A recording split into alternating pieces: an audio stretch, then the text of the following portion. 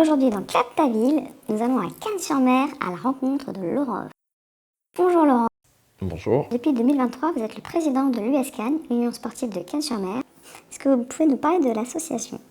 Bien sûr.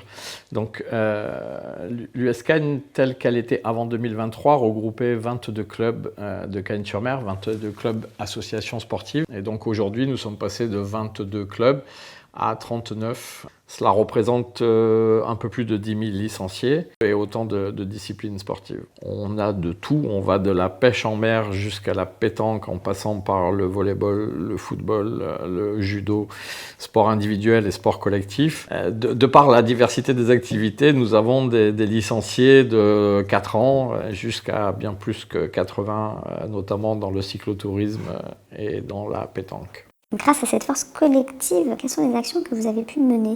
Nous avons créé des commissions au sein de l'US Cannes. La première était évidemment de jouer sur la masse et donc de créer une petite centrale d'achat. Elle prend corps petit à petit. Nous avons des partenaires qui sont rentrés dedans et qui font des conditions tout à fait spéciales au club de l'US Cannes. Une autre commission qui s'appelle le Fonds de soutien aux projets sportifs. Donc nous avons, sur la base du volontariat, demandé à tous les clubs de verser dans un fonds 1 euro par licencié. Donc c'est très simple, hein, un club qui a 300 licenciés verse 300 euros. Nous sommes 10 000, le calcul est vite fait. Donc nous n'avons pas récolté 10 000 euros dès la première année, mais nous avons quand même récolté plus de 3 000 euros, voire même 4 000. Et nous avons commencé à débloquer des fonds. L'exemple type, c'est une compétition qui doit avoir lieu à l'autre bout de la France, voire en Europe. Et effectivement, la personne qui doit participer à cette compétition n'a pas forcément les moyens. Et le club non plus n'a peut-être pas les moyens de financer l'entièreté de l'opération. Donc nous font une demande. Et la demande est étudiée et si elle est acceptée, nous prenons une partie de l'argent qui est versé dans ce fonds pour financer cette opération et ce déplacement. Nous avons créé une autre commission qui est celle que l'on a appelée, parce qu'on manquait un peu d'imagination à ce sujet-là, le bien-être du licencié. Et c'est une commission qui sert à veiller afin que tout se passe bien pour les jeunes. Nous savons que le sport traverse des crises assez sévères en matière de harcèlement, de violence et d'abus. Donc nous sommes vraiment sur le qui-vive, nous sommes en veille là-dessus. Nous avons déjà organisé 2 réunions avec une association qui fait référence au plan national qui est Colosse au pied d'argile. Donc 2 réunions de sensibilisation aux violences sexuelles dans le sport.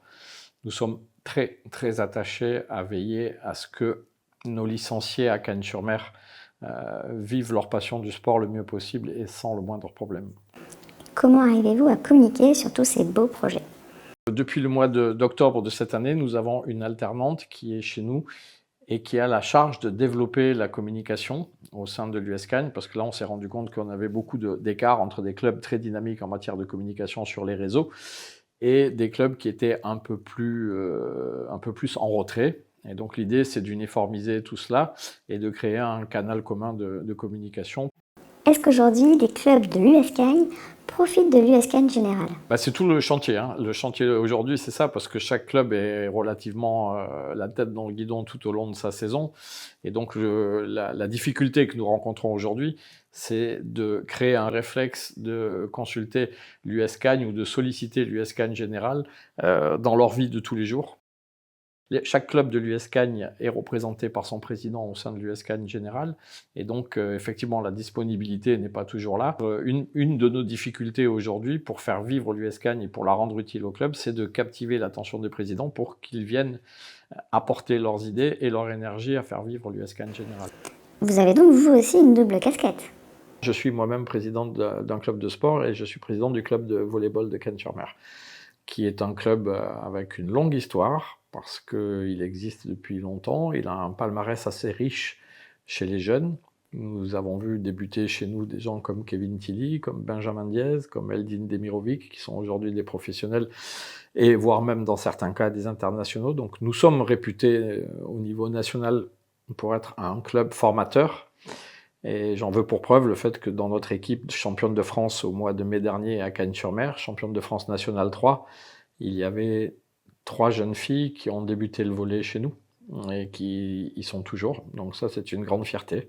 Cette année, nous évoluons au 3e niveau français et nous allons terminer sur le podium en étant promus. C'était un peu plus que l'objectif que nous nous étions fixés.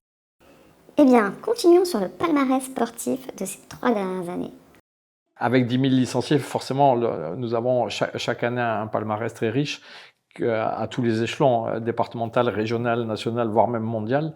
Nous avons 2 champions du monde de descente VTT.